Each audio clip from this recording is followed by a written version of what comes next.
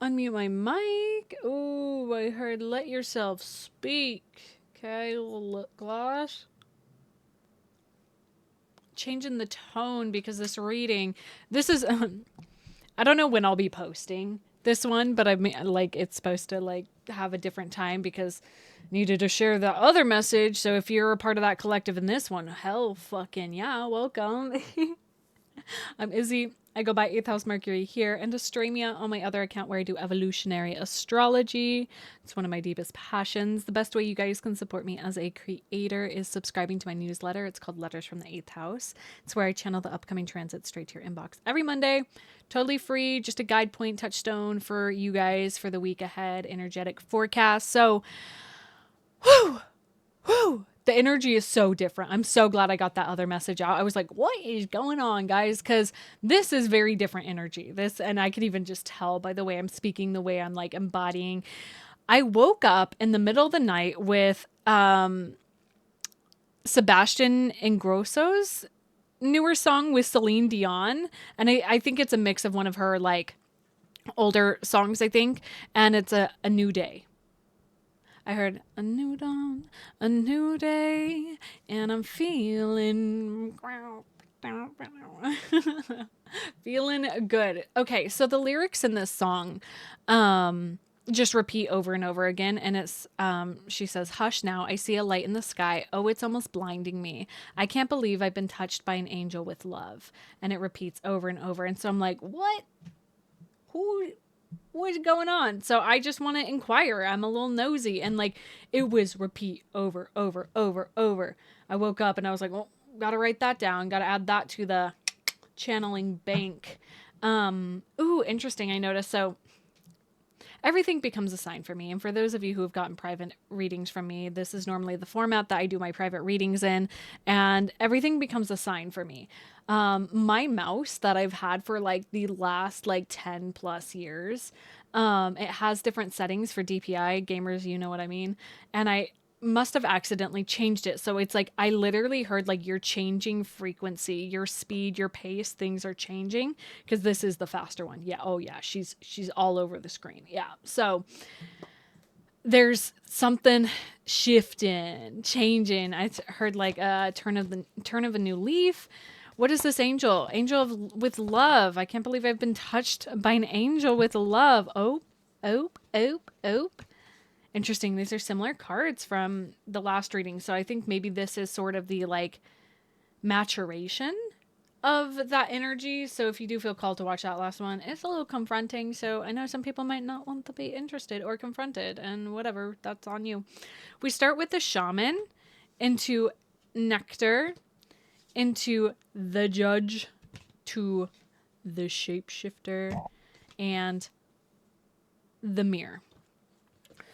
Wooey mama. Okay, so oh god. Okay. I get it.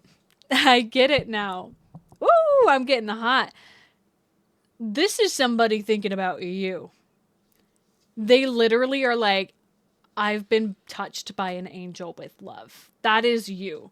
Because literally, I'm like, I hear like you shatter people's perceptions. Like your energy, you have integrated that sort of deeper shamanic gift that you have, which is the ability to traverse through different realms and to connect. And like literally your presence, I just saw like your like energy is so overflowing from your heart. It's like I see you like cupping the energy and like feeding it to people, like in a way of like just like here, like you are, because you know that there's no attachment to your love. There's no attachment to your expression. There's no like, I'm like, you can't, and the shapeshifter, like you're able to, and for some people you might think this sounds manipulative. Like you're able to adapt your energy to fit what other people need in the moment. And that just for me is like mutable energy. So Virgo, Pisces,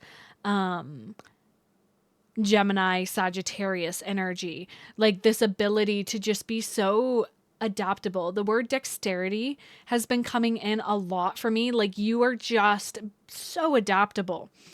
And your ability, like, no, it's coming to mind, Spirit's having me share an example, because when you look at me physically, I'm sure you probably have your own stories of the kind of person that I am. And I assume that people probably have that as well. But I am always pleasantly surprised by when I go out in the world that a lotter, a lotter, an otter? Interesting. Otter energy? Weird. Sign for somebody. A lot of older people really enjoy me. Like, I've had a lot of older women and older men saying that they like my hair or my piercings or my chest tattoo. A lot of my things are very, I would assume, right, would rub against people's edges or preconceived ideas of people that are like this. I don't know what this is because I don't really attach myself to like my physical expression. This is an avatar and I'm having fun with it. And I feel like that shines through your experience where it's like you are more than just how people perceive you, and people are like, and again, that sort of shapeshifter energy, like children love me. I've worked with kids most of my life, and so it no matter what, like it doesn't matter if mom and dad said like don't talk to people with tattoos. Kids are like, hi. Whoa, and I just got like so much heat on my crown. So it's kind of like genuinely, you probably have had a lot of like animals love you, children love you, and it doesn't matter the way you show up, and that just shows the purity of the kind of person you are. Again with the shapeshifter energy.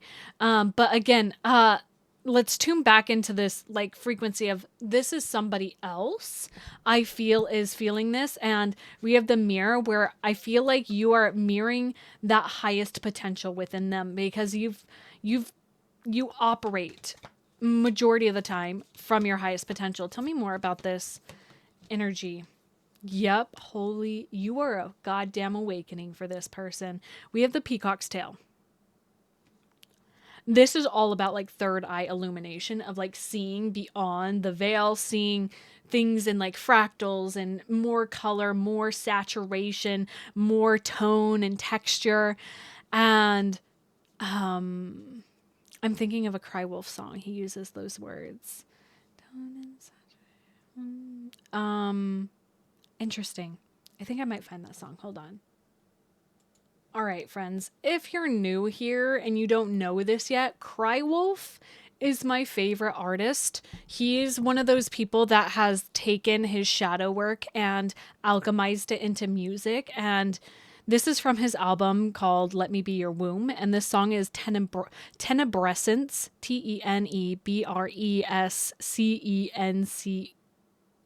Yeah. And this is a song he sings with his friend, and I believe it's actually his sister, if I'm correct. I can't remember, but that stop with the world around you still, breathe into me, hold your fingers pressed against your heartbeat, and everything that's here is rising in tone and saturation. It's an aching, it's a violence, it's a longing to erase the separation. Turn around and shout my name, I need to hear it. Come pour out of my eyes like a flood. Pull me back to a time when I existed. Drown me in those memories. I want to feel it all. I want to feel it all. And I really feel like you are illuminating. Like, again, I feel like this isn't just one person too. I feel like this is just how people experience your energy. And it's one of those things that's you're really actively digesting because you're not your thoughts. And I'm sure you have a lot of looping past thoughts that are also judgmental, that you're just like, oh, am I doing enough? Am I being enough? Am I shining my light enough? And it's like literally in my right ear just rang, and that just felt like a conversation.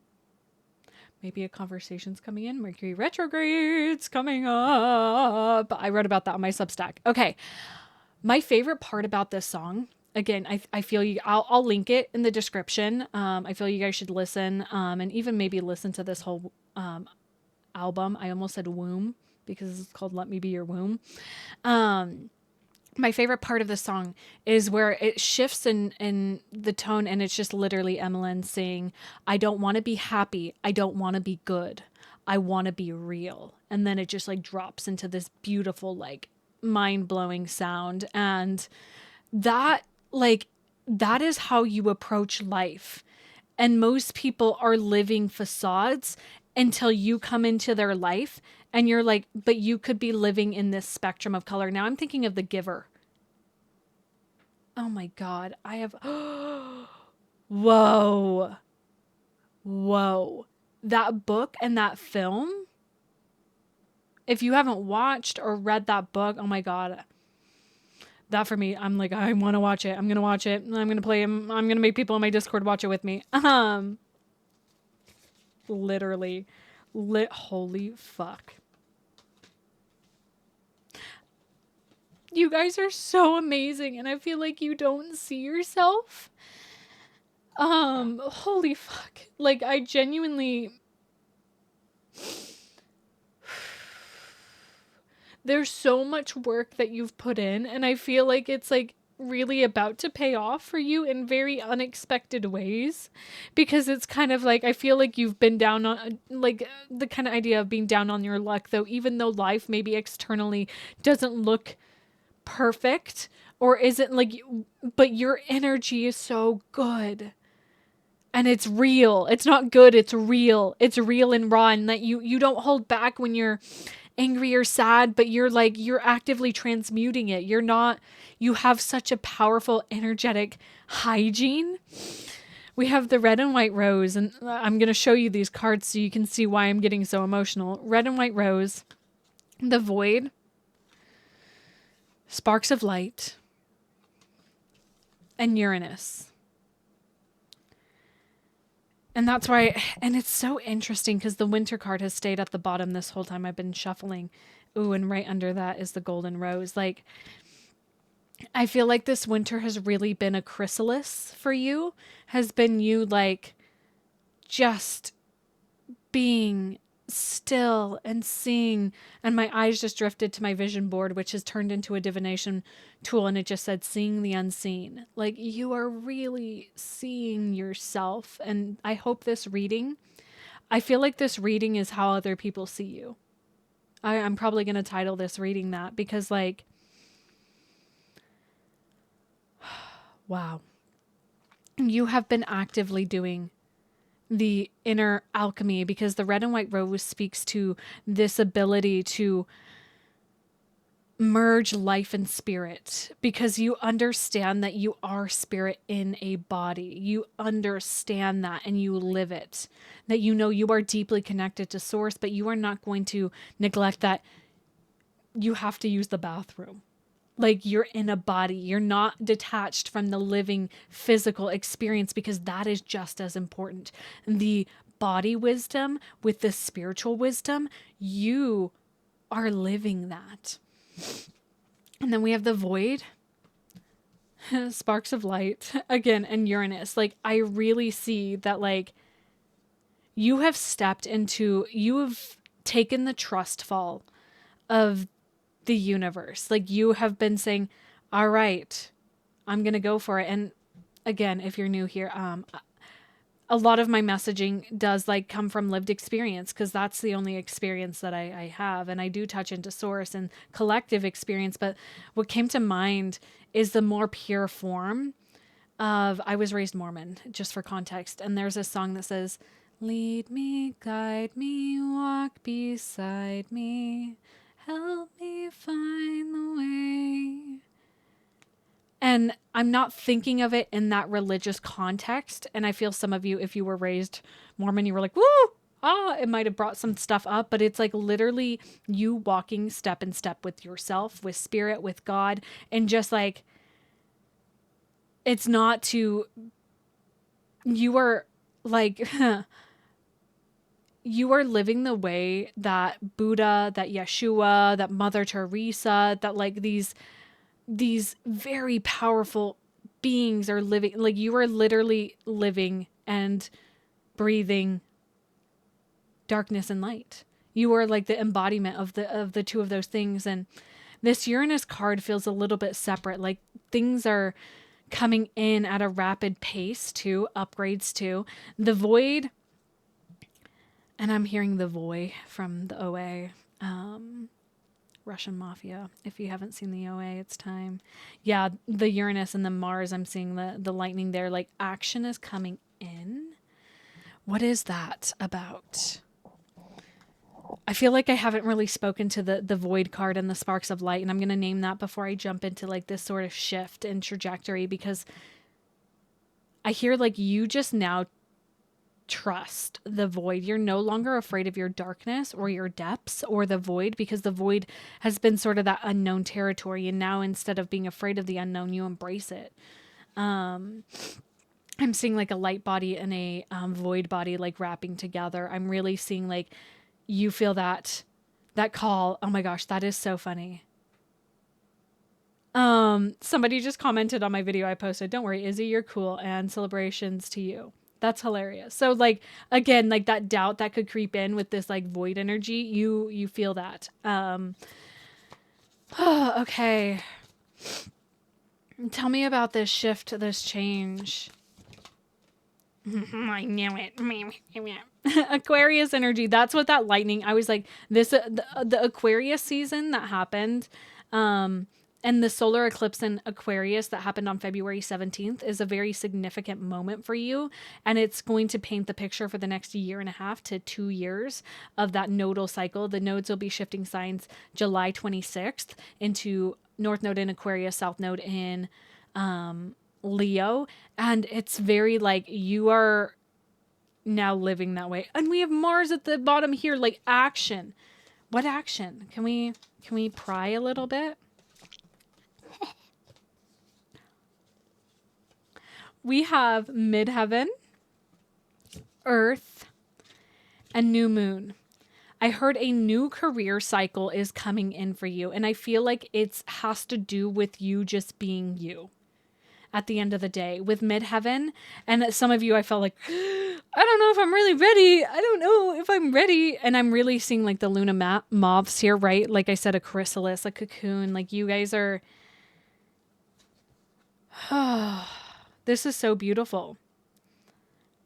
And Earth is really giving like Pentacles energy. Like I feel like you are going to be rewarded, a new rewiring. Oh my gosh, we had full moon at the bottom. Cycles are shifting. That's just making me think of these eclipses. And I heard like it's a faster rate. Like I feel like maybe if you're a feminine, your cycle changed. That's been happening to a lot of people with wombs around me. Like cycles changing. And then waxing, crescent. Yeah, they're just like, yeah, the moon cycle is important. Neptune. Yeah. Connecting into an 11 at the bottom. Yeah, your vision is connecting. The change that's coming is you finally understanding your personal cycles and things and working with them instead of against them. And I feel like that's what this wintertime has been about, of like you really tapping into those deeper nodes and deeper cycles and allowing yourself to take action when you feel called to take action, and then growing when you feel called to grow, and retreating when you feel called to retreat. We have the 9th house here. You are a spiritual leader. I heard a spiritual like practitioner. That is a deep part of your work. And the 11 card there, 11, and then Chiron's underneath it. Like you actively help other people heal their wounds by actively healing yours on a stage, like midheaven. Like your healing takes place center stage. And so it takes a really, releasing. It takes a brave individual, a brave person to actively share yourself, share your truth, share your light while you're actively healing. It's so intense. And I my mind keeps going back to Christ too, like on the cross, like they know not what they do. And that's like literally the epitome of your energy. And I don't like, yeah, and conjunction spirits, like, yeah, you're right on the nose with that one, Izzy. I don't want to like scare you with that, because you have so much power, and it's just going to be like, you're going to continue to just show your heart to the world. And some people aren't ready to see it, and that's okay. And you know it's not about you. You know it's not about you. You trust that, and the right people will see you and be like, oh my Like, thank God for you. And I want to invite you to close this message to think back to the people that have shared their hearts with you unapologetically and how it's been the fuel for you to continue on. Now it's your turn to do that for other people. Thank you guys for letting me tap into your beautiful, beautiful, beautiful energy. I hope this has been rewarding for you, and just hearing and seeing and feeling into this. And if you feel that call to work deeper with me or dive deeper into this message, my readings are open. And for some of you, I feel that like deeper desire to dive into your natal chart. If you feel that call, that is like understanding your soul's blueprint and how to continue forward with this trajectory and be seen in that way, and the evolutionary cycle that your soul's on. Let's do it. Okay. I love you guys. Bye. See you later.